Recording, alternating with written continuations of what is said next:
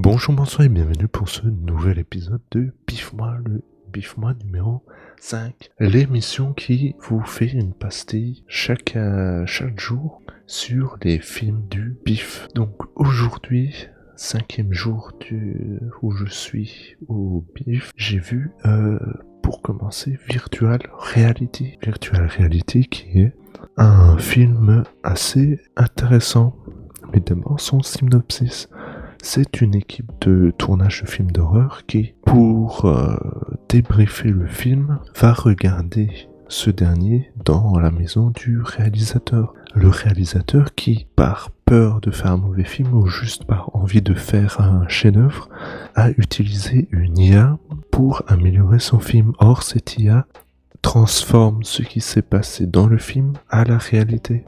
Vous l'avez compris, rien qu'au synopsis, c'est un brisage du 4e mur continuellement. Il y a des allers-retours entre la fiction et la fiction dans la fiction. C'est assez intéressant, c'est assez malin et c'est surtout bien fait. On se laisse prendre au jeu de la fiction dans la fiction alors qu'on sait que ça a un niveau supérieur de suspension d'incrédulité, mais ça marche parce qu'on s'inquiète pour les personnages qui sont d'ailleurs très attachants, même si caricaturaux. Cependant, l'histoire est vraiment banale et basique, et juste prétexte pour des mises en scène de mort, oui, un peu rigolotes, et surtout un prétexte pour créer de la tension. On sait venir le twist de fin très très rapidement. Il y a vraiment un personnage qui disparaît du film, et on le retrouve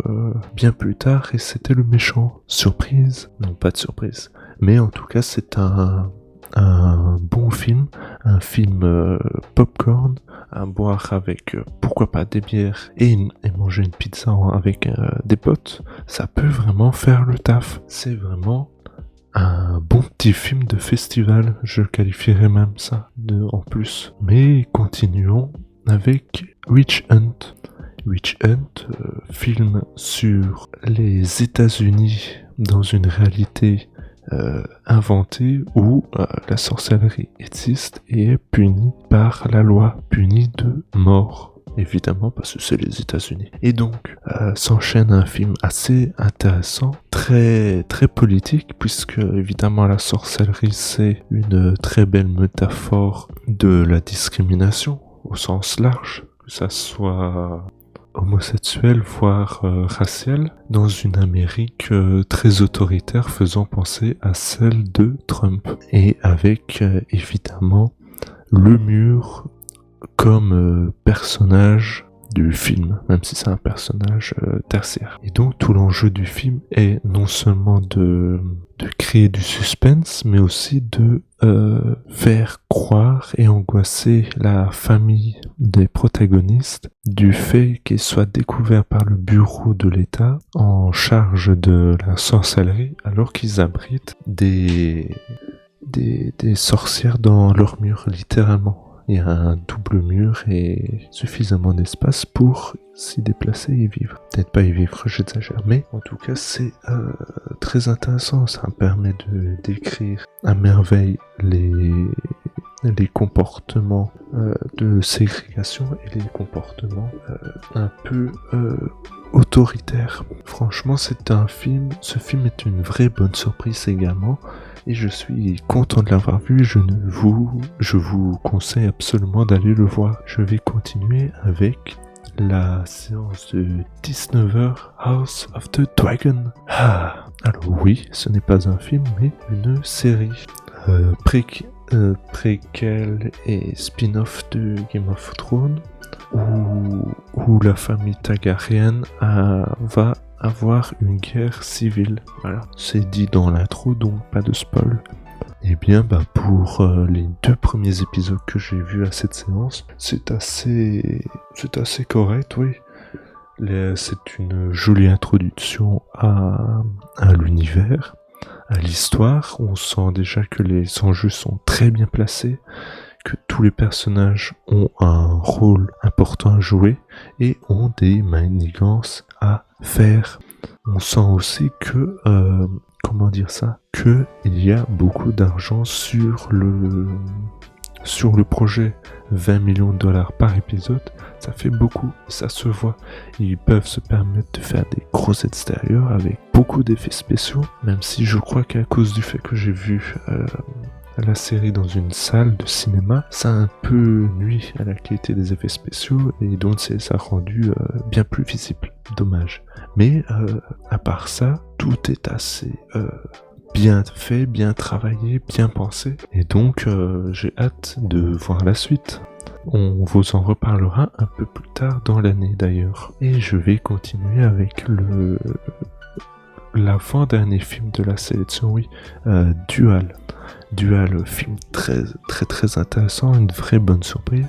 Également, décidément, il n'y avait que des bonnes surprises cette journée-ci.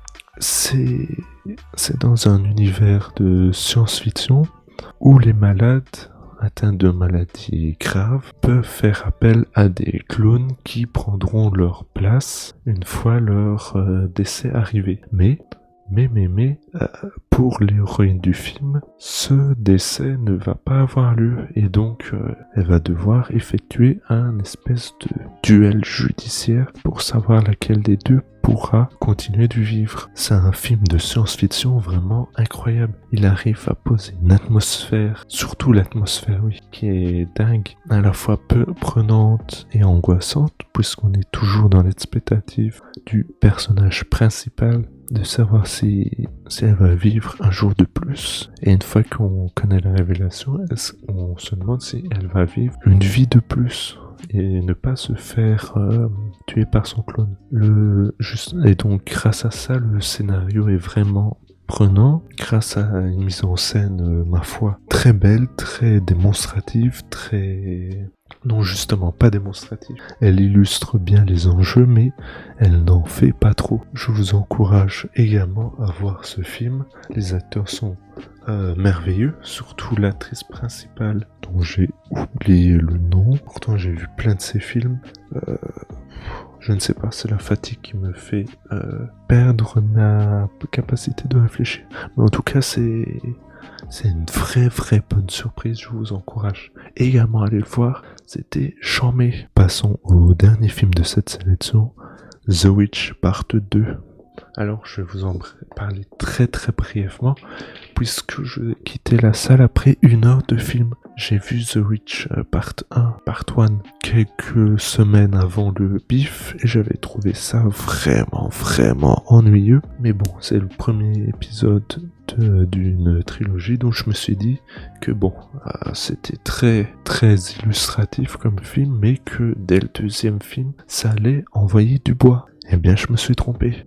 Le deuxième film est dans la même lignée, il est long et il ne raconte pas grand chose. Enfin, toujours dans la première heure que j'ai vue. N'oubliez pas, c'est important. Ça garde les mêmes mécanismes, le même rythme lent, les mêmes dialogues vains. Et vraiment, je suis très content d'être parti 1 heure plus tôt. Ça va me permettre de gagner 1 heure de sommeil en plus. Et ça, c'est non négligeable concernant la fatigue qui me ronge depuis le début de ce festival. Avant, lorsque j'écoutais des vidéastes ou des journalistes parler des festivals et à quel point c'était fatigant, et ben là je les comprends parfaitement. Franchement, sans qu'il y ait 6 films par jour, dont des nuls, tout ça pour faire des nuits de sommeil très petites, c'est pas facile. Mais bon, je fais ça par passion, pas par passion avec des dollars à la place des S, puisque la chaîne n'est pas monétisée. Voilà, ça nous permet d'avoir une ligne un peu plus libre sur YouTube. Parce que, évidemment, la monétisation entraîne des censures, même si les censures existent toujours, même sans monétisation, notamment à cause de vidéos cachées. Voilà, donc merci d'avoir suivi cette vidéo. On se retrouve dès demain pour le 6e jour de cette session de vidéo. J'espère que ça vous a plu, j'espère que vous êtes impatients, j'espère que vous êtes nombreux aussi, je n'ai pas les chiffres de l'émission, c'est entièrement Bluetosh qui s'occupe de la post-production, c'est-à-dire du montage et de l'upload. D'ailleurs, merci à lui de faire ce travail-là. Ça me soulage quand même pas mal d'un poids. Voilà, donc c'est tout ce que j'avais à dire. On se retrouve demain. C'était dur. Salut.